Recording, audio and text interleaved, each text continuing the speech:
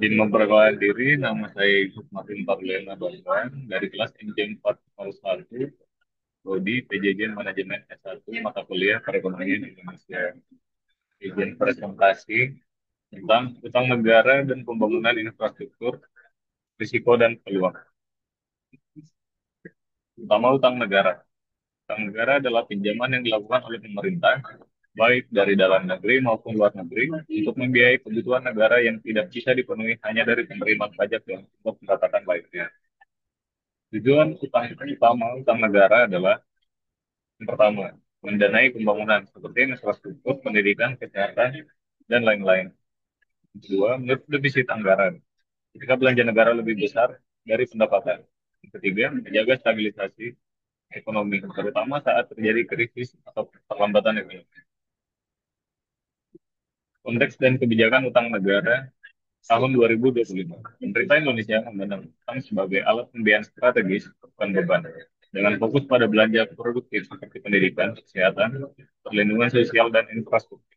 Rasio utang terhadap PDB terakhir 2024 berada di 39,36%. Masih jauh di bawah batas aman 60% menurut Undang-Undang Keuangan Negara.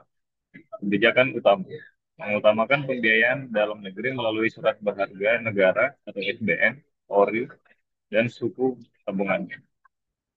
Yang kedua, pendalaman pasar keuangan domestik untuk stabilitas dan inklusi keuangan. Yang ketiga, efisiensi biaya dan pengelolaan risiko dalam pembiayaan utang. Pembangunan infrastruktur sebagai prioritas. Pembangunan infrastruktur tetap menjadi prioritas utama dalam APBN 2025.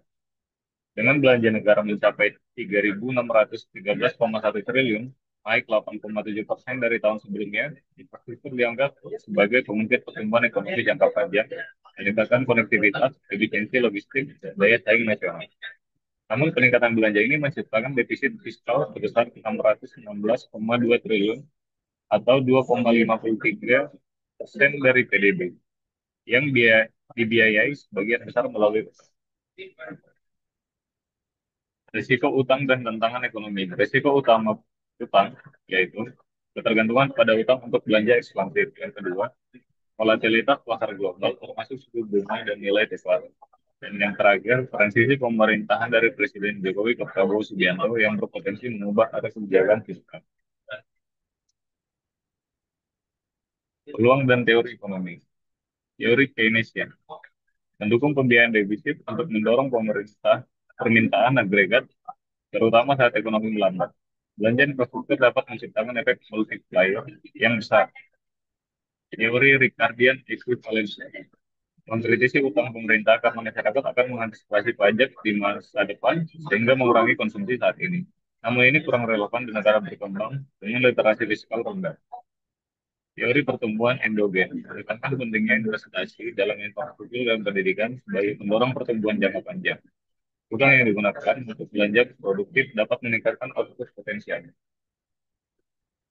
Kesimpulan, peluang mendorong pertumbuhan ekonomi melalui infrastruktur, meningkatkan inklusi keuangan lewat pembiayaan domestik, menjaga stabilitas fiskal dengan risiko utang yang masih moderat. Risikonya, ketergantungan pada utang jangka panjang, ketidakpastian global, dan transisi politik. Beban fiskal jika belanja tidak efisien. Sekian yang dapat saya presentasikan. Raden, saya ucapkan terima kasih.